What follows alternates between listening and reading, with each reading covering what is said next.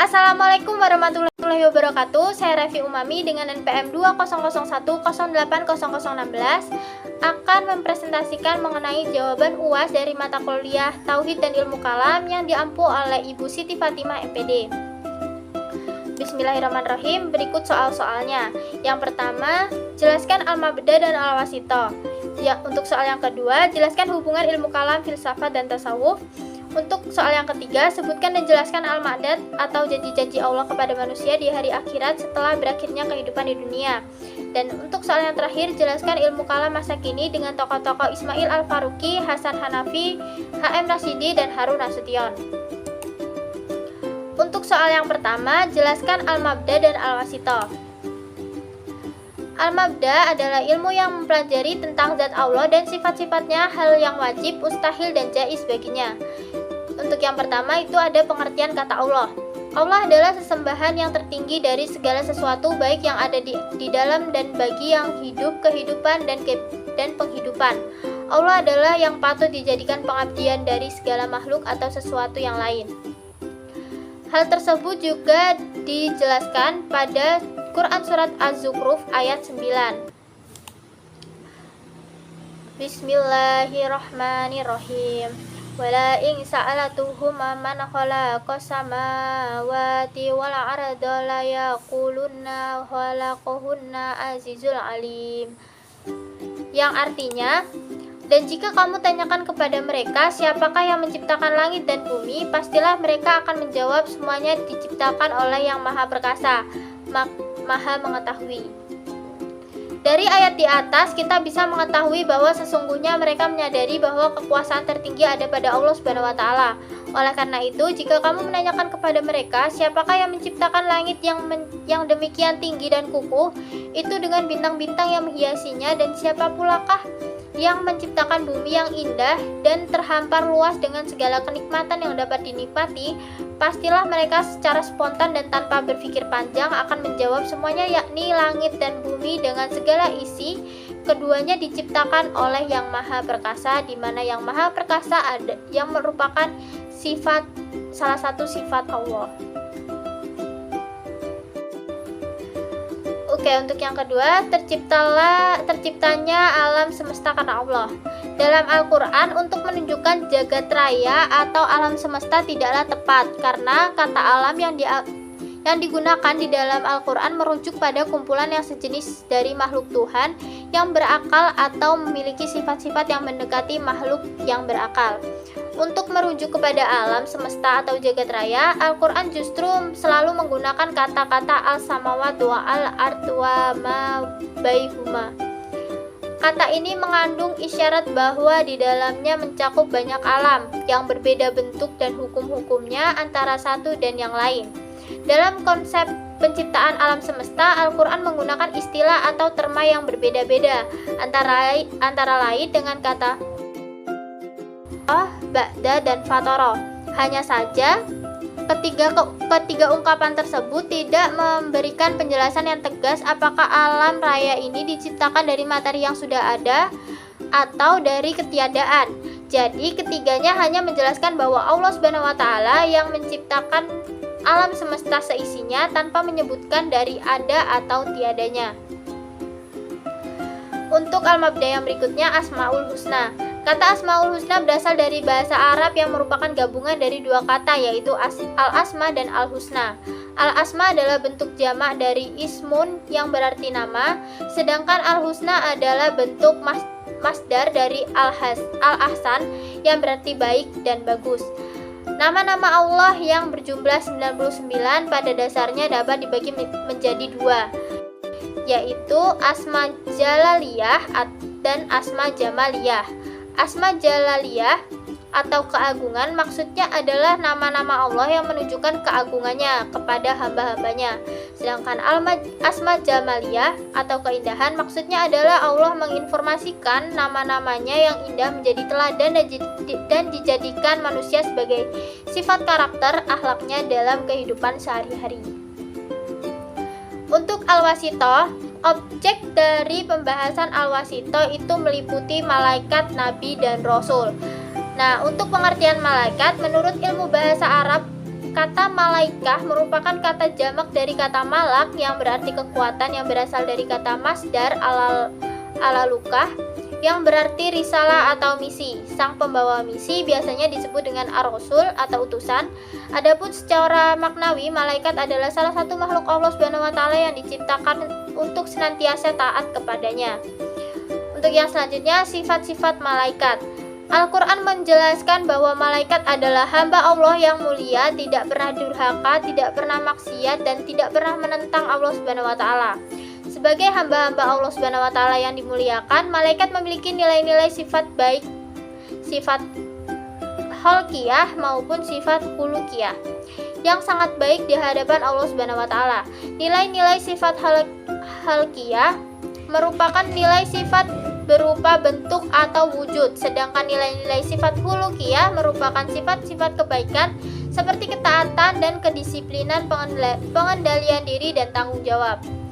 Untuk nama-nama malaikat dan tugasnya yang wajib kita ketahui itu ada malaikat Jibril yang bertugas untuk menyampaikan wahyu, malaikat Mikail yang bertugas memberi rizki kepada makhluk Allah, malaikat Israfil yang bertugas meniup sangkakala, malaikat Israil yang bertugas mencabut nyawa, malaikat Munkar yang bertugas menanyakan amal buruk di alam kubur, malaikat Nakir yang menanyakan amal baik di alam kubur, malaikat Rokib yang mencatat amal buruk manusia selagi hidup, malaikat Atid yang mencatat amal baik manusia semasa hidup, malaikat Malik yang menjaga pintu neraka, dan malaikat Ridwan yang menjaga pintu surga. Secara umum, tugas-tugas malaikat adalah sebagai berikut. Yang pertama, menyampaikan wahyu atau risalah kepada para nabi. Yang kedua, meneguhkan hati para hamba-hamba Allah Subhanahu wa taala yang tulus. Yang ketiga, menjaga orang-orang yang beriman baik di dunia maupun di akhirat. Perantara untuk melaksanakan hukuman bagi orang-orang yang kafir. Dan yang terakhir, mendorong manusia untuk berbuat baik. Untuk pengertian Nabi dan Rasul, Nabi adalah seseorang yang menerima wahyu dari Allah Subhanahu wa taala melalui perantara malaikat atau ilham maupun mimpi yang benar. Sedangkan Rasul adalah seseorang yang mendapat wahyu dari Allah berupa hukum syariat tetapi diperintahkan untuk menyampaikannya. Lain lagi definisi yang diberikan oleh Al-Basdawi yang menyatakan bahwa Rasul adalah seseorang yang didatangi oleh Jibril untuk menjadikannya sebagai Rasul bagi suatu kaum dan supaya mengajak kaum tersebut kepada Islam dan mengajarkannya kepada mereka hukum syariat. Sedangkan Nabi adalah seseorang yang mendapat ilham dari Allah atau tanpa perantara Jibril atau melalui mimpi atau berdasarkan kabar dari Rasul bahwa ia seorang Nabi yang mempunyai tugas untuk pada Islam. Berikutnya ada perbedaan Nabi dan Rasul. Nabi menerima wahyu dari Allah Subhanahu wa taala untuk dirinya sendiri, sedangkan Rasul menerima wahyu dari Allah Subhanahu wa taala untuk menyampaikan kepada umatnya. Yang kedua, Nabi diutus kepada kaum yang sudah beriman, sedangkan Rasul diutus kepada kaum yang belum beriman atau kafir. Yang ketiga, perbedaan Nabi dan Rasul ada pada jumlahnya. Jumlah Nabi sangat banyak, kurang lebih 124.000, sedangkan jumlah Rasul ada 312 seperti penjelasan yang tercantum dalam surat Al-Ghafir ayat 787. Perbedaan yang keempat, semua nabi tidak berarti rasul, namun rasul sudah pasti nabi. Dan untuk perbedaan yang terakhir, perbedaan nabi dan rasul berdasarkan cara turunnya wahyu. Nabi hanya mendapatkan wahyu melalui mimpi, sedangkan rasul dapat menerima wahyu melalui mimpi maupun malaikat, serta dapat melihat dan berkomunikasi secara langsung dengan malaikat. Selanjutnya, persamaan Nabi dan Rasul. Persamaan Nabi dan Rasul yang pertama, Nabi dan Rasul merupakan manusia. Yang kedua, Nabi dan Rasul menyembah Allah Subhanahu wa taala. Yang ketiga, Nabi dan Rasul menerima wahyu dari Allah. Yang keempat, Nabi dan Rasul mengamalkan wahyu yang ia terima. Dan yang terakhir, Nabi dan Rasul beriman kepada Allah.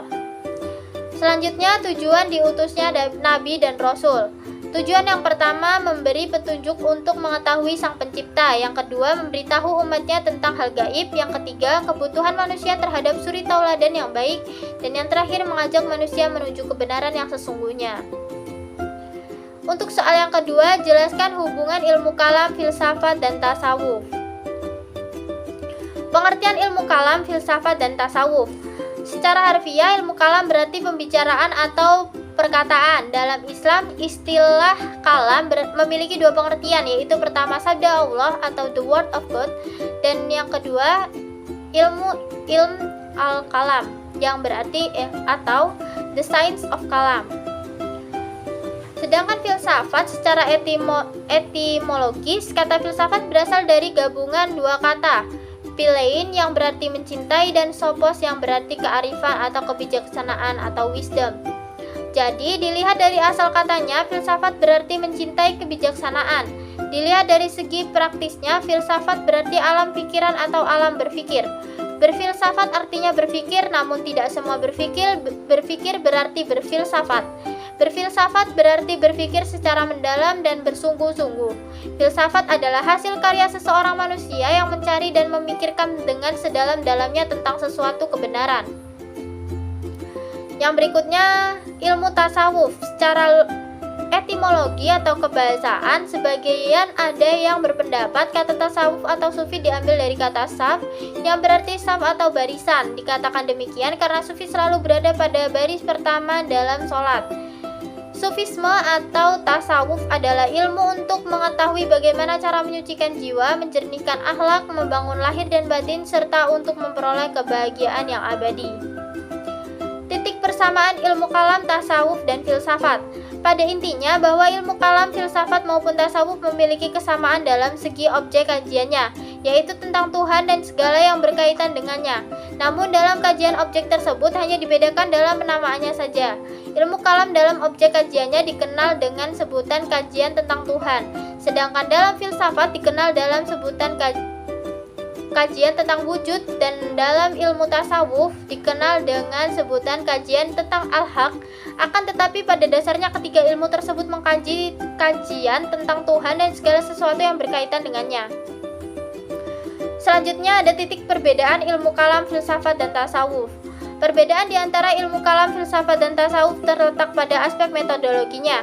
Ilmu kalam pada dasarnya menggunakan metode dialektikal atau jadaliyah, dikenal juga dengan dialog keagamaan. Kemudian filsafat adalah ilmu yang digunakan untuk memperoleh kebenaran rasional.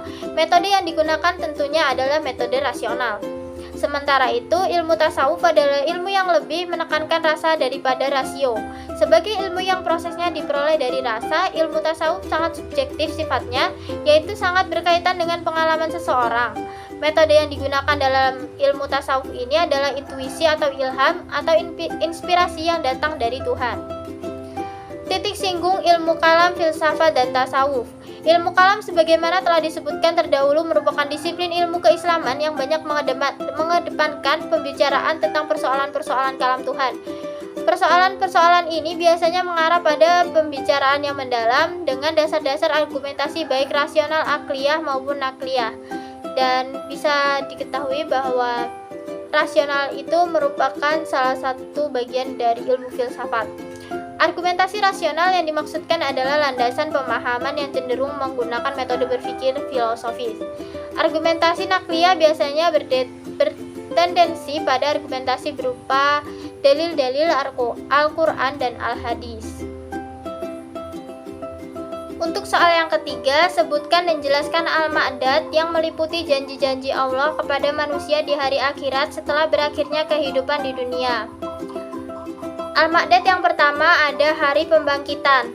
Setelah Allah menghancur leburkan dunia yang fana ini dan mematikan semua manusia dan makhluk hidup lainnya yang diawali dengan malaikat Israfil meniupkan trompetnya, maka selanjutnya Allah akan menghidupkan atau membangkitkan kembali manusia dari kematiannya serta dikembalikan seperti sedia kala. Peristiwa pembangkitan ini sering juga disebut dengan istilah Yaumun Na'as atau Yaumul Ba'ats. Untuk al-Ma'dad yang kedua ada hari pengumpulan. Setelah semua manusia dibangkitkan dari kematiannya, kemudian manusia itu akan dihalal dan dikumpulkan di suatu tempat yang dinamakan mahsyar, yaitu suatu tempat berkumpulnya semua umat manusia semenjak Adam sampai manusia pada masa yang terakhir. Tentang keadaan makhluk yang berada di mahsyar itu sukar sekali untuk disifati. Intinya, semua dalam keadaan gelisah, menginginkan lekas-lekas menerima keputusan terakhir, hasil hisab masuk surga atau masuk neraka. Untuk Al-Ma'dad yang ketiga ada hari perhitungan. Setelah manusia dibangkitkan dari kuburnya dan dikumpulkan di suatu tempat, selanjutnya kepada manusia akan dilakukan perhitungan tentang amal mereka selama hidup di dunia. Hari peristiwa ini disebut hisab. Untuk Al-Ma'dad yang keempat ada hari penimbangan. Jika perhitungan seperti disebutkan di atas adalah menyangkut jumlah kuantitas amal kebaikan dan amal kejahatan manusia, maka selanjutnya dilakukan penimbangan untuk mengetahui perbuatan mana yang paling berat dari amal perbuatan manusia itu. Apakah lebih berat perbuatan kebaikan atau lebih berat perbuatan kejahatan? Peristiwa ini disebut mizan. Untuk Al-Ma'dad yang kelima ada hari melewati Sirat. Setelah melewati masa perhitungan jumlah kuantitas perbuatan manusia atau hisab dan dilanjutkan dengan penimbangan berat kualitasnya, maka untuk selanjutnya wajib melewati jembatan penentu atau peristiwa ini sering disebut dengan Sirat. Untuk Al-Ma'dad yang keenam ada surga dan neraka. Surga atau neraka adalah tempat terakhir dan abadi yang disediakan oleh Allah SWT bagi manusia sebagai pembalasan yang layak bagi amal perbuatannya di dunia. Surga sebagai tempat kenikmatan dan kebahagiaan yang disediakan bagi orang-orang yang saleh, sedangkan neraka adalah tempat siksaan bagi orang-orang yang tidak menauhidkan Allah. Disinilah akhir keputusan dari pengadilan yang maha agung, hakim yang maha adil bagi manusia setelah melalui bermacam-macam pemeriksaan dan pengusutan sejak hari kebangkitan dari kuburnya. Untuk Al-Ma'dad yang ketujuh ada syafaat. Syafaat secara harfiah berarti pertolongan yang diberikan oleh seseorang kepada orang lain yang mengharapkan pertolongannya atau usaha dalam memberikan suatu manfaat bagi orang lain atau mengelakkan suatu mudarat bagi orang lain. Dalam kalam, syafaat berarti pertolongan yang diberikan Nabi Muhammad SAW kepada umatnya di hari kiamat untuk mendapatkan keringanan atau kebebasan dari hukuman Allah Ta'ala. Syafaat itu hanya akan berhasil apabila Allah Ta'ala memberikan akan izinnya. Adapun syafaat yang umumnya artinya tidak khusus untuk Rasulullah SAW saja. Para nabi juga diberikan hak syafaat ini, bahkan kaum mukmin pun juga. Untuk soal yang keempat ada jelaskan ilmu kalam masa kini yang tokoh-tokohnya meliputi Ismail Al-Faruqi, Hasan Hanafi, H.M. Rasjidi, dan Harun Nasution. Untuk tokoh Ismail Al-Faruqi, pemikiran kalam Ismail Al-Faruqi tertuang dalam karyanya yang berjudul Tauhid, Its Implication for Thought and Life. Dalam karyanya beliau mengungkapkan bahwa Tauhid sebagai inti pengalaman agama. Inti pengalaman agama, kata Al-Faruqi, adalah Tuhan. Kalimat syahadat menempati posisi sentral dalam setiap kedudukan, tindakan, dan pemikiran setiap muslim. Kehadiran Tuhan mengisi kesadaran muslim dalam setiap waktu bagi kaum muslimin. Tuhan benar-benar merupakan obsesi yang agung. Untuk selanjutnya, Tauhid sebagai pandangan dunia. Tauhid merupakan pandangan umum tentang realitas, kebenaran, dunia, ruang dan waktu, sejarah, dan takdir. Untuk yang berikutnya, Tauhid sebagai intisari Islam. Esensi peradaban Islam adalah Islam sendiri.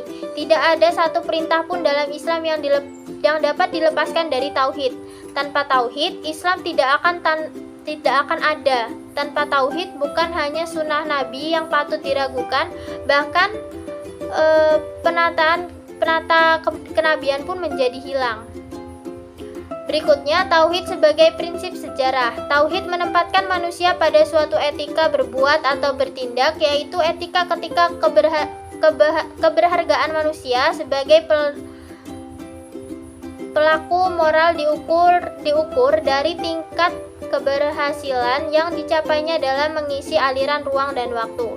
Untuk yang berikutnya, Tauhid sebagai prinsip pengetahuan. Berbeda dengan iman Kristen, iman Islam adalah kebenaran yang diberikan kepada pikiran, bukan kepada perasaan manusia yang mudah dipercayai begitu saja. Kebenaran atau proposisi iman bukanlah misteri. Hal yang dipahami dan tidak dapat diketahui dan tidak masuk akal, melainkan bersifat kritis dan rasional. Selanjutnya, tauhid sebagai prinsip metafisika.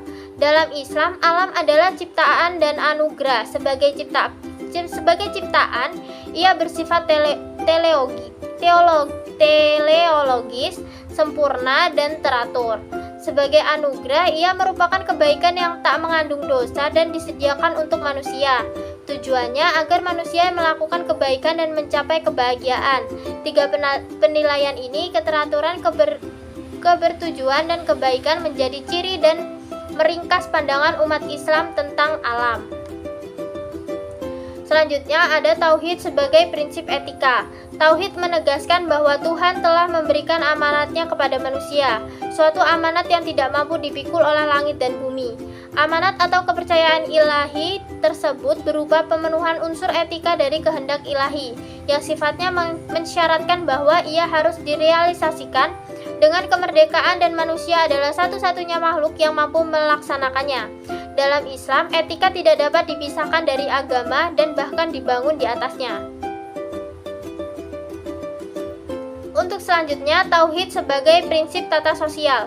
Dalam Islam tidak ada perbedaan antara yang satu dengan yang lainnya. Masyarakat Islam harus mengembangkan dirinya untuk mencakup seluruh umat Islam. Jika tidak, ia akan kehilangan klaim keislamannya. Yang selanjutnya, tauhid sebagai prinsip umat. Dalam menyoroti tentang tauhid sebagai prinsip umat, Al-Faruqi membaginya ke dalam 3 identitas, yakni pertama, menentang entrisentrisme, yakni tata sosial Islam adalah universal, mencakup seluruh umat manusia tanpa terkecuali dan tidak hanya untuk segelintir suku tertentu. Yang kedua, universalisme, yakni Islam meliputi seluruh umat manusia yang cita-cita tersebut diungkapkan dalam umat dunia. Ketiga, totalisme, yakni Islam relevan dengan setiap bidang kegiatan hidup manusia yang dalam artian Islam tidak hanya menyangkut aktivitas manusia dan tujuan di masa mereka saja, tetapi menyangkut aktivitas manusia di setiap masa dan tempat. Untuk yang selanjutnya, tauhid sebagai prinsip keluarga. Al-Faruqi memandang bahwa selama tetap melestarikan identitas mereka dari gerogotan komunisme dan ideologi barat, umat Islam akan menjadi masyarakat yang selamat dan tetap menempati kedudukan yang terhormat. Keluarga Islam memiliki peluang lebih besar tetap lestari sebab ditopang oleh hukum Islam dan dideterminisi oleh hubungan erat dengan tauhid. Yang selanjutnya, tauhid sebagai tata politik. Al-Faruqi mengaitkan tata politik dengan pemerintahan. Kekhalifahan didefinisikan sebagai kesepakatan 3 dimensi, yaitu kesepakatan wawasan, kehendak, dan tindakan. Yang berikutnya, tauhid sebagai prinsip tata ekonomi. Al-Faruqi melihat implikasi Islam untuk tata ekonomi ada 2 prinsip, yaitu pertama, tak ada seorang atau kelompok pun yang dapat memeras yang lain. Kedua, tak satu kelompok pun boleh mengasingkan atau memisahkan diri dari umat Islam lainnya dengan tujuan untuk membatasi kondisi ekonomi mereka pada diri mereka sendiri. Yang selanjutnya, tauhid sebagai prinsip estetika. Dalam hal kesenian, beliau tidak menentang kreativitas manusia, tidak juga menentang kenikmatan dan keindahan. Menurutnya, Islam menganggap bahwa keindahan mutlak hanya ada dalam diri Tuhan dan dalam kehendaknya yang diwahyukan dalam firman-firmannya. Nah, untuk tokoh yang kedua ada Hasan Hanafi.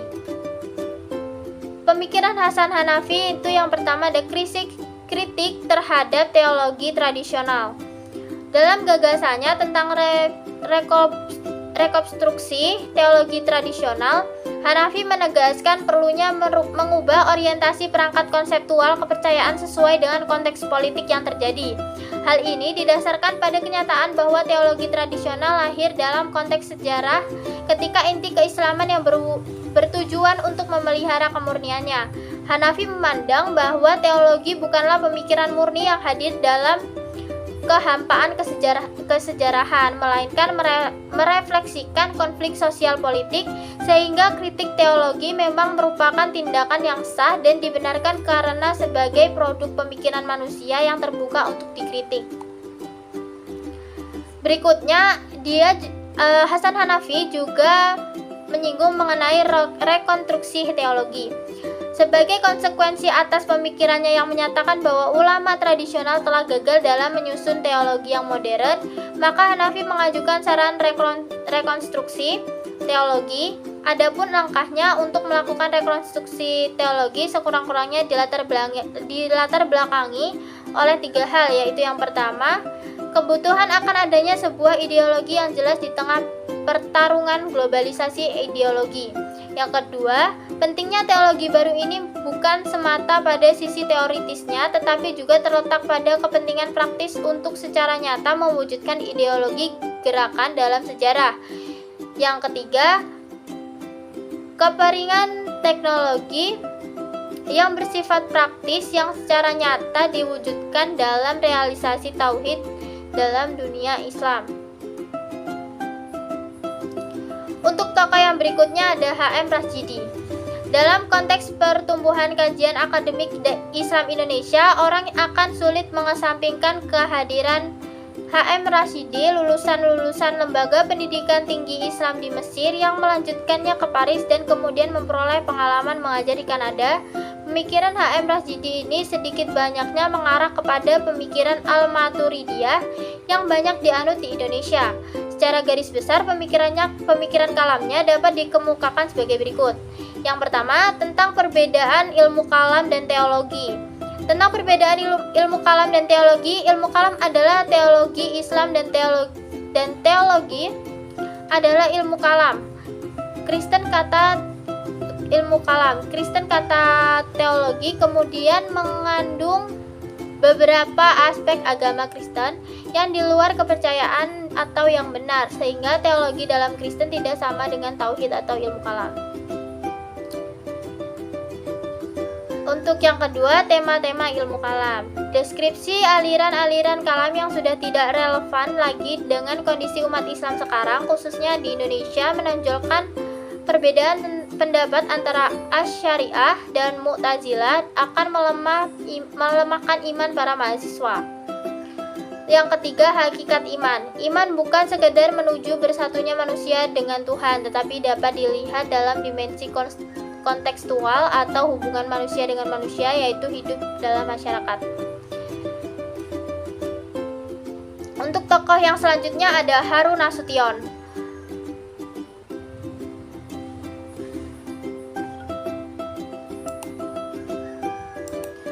Untuk Harun Nasution, ia menyebut dalam pendapatnya itu yang pertama ada peranan akal. Secara garis besar, pemikiran Harun Nasution mengarah kepada pemikiran Mu'tazilah yang menuntut kepada peranan akal dalam kehidupan manusia. Berkenaan dengan akal ini, Harun Nasution menulis demikian, akal melambangkan kekuatan manusia, karena akal lah manusia mempunyai kesanggupan untuk menaklukkan kekuatan makhluk lain di sekitarnya. Bertambah tinggi akal manusia, bertambah tinggilah kesanggupannya untuk mengalahkan makhluk lain. Bertambah lemah kekuatan akal manusia, bertambah rendah pula lah kesanggupannya menghadapi kekuatan-kekuatan lain tersebut. Untuk pemikiran Harun Nasution yang selanjutnya ada pembaharuan teologi. Menurut Harun Nasution, umat Islam hendaklah mengubah teologi mereka menuju teologi yang berwatak free will, rasional, serta mandiri.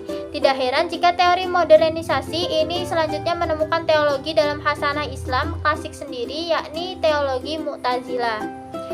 Untuk pemikiran yang selanjutnya, hubungan akal dan wahyu. Salah satu fokus pemikiran Harun Nasution adalah hubungan antara akal dan wahyu. Ia menjelaskan bahwa hubungan wahyu dan akal memang menimbulkan pertanyaan, tetapi keduanya tidak bertentangan. Akal mempunyai kedudukan yang tinggi dalam Al-Quran.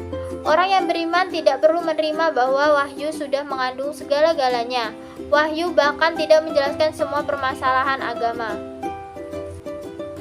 Itu tadi jabaran atas soal-soal UAS Tauhid dan Ilmu Kalam. Terima kasih, maaf apabila ada banyak kesalahan kata. Wassalamualaikum warahmatullahi wabarakatuh.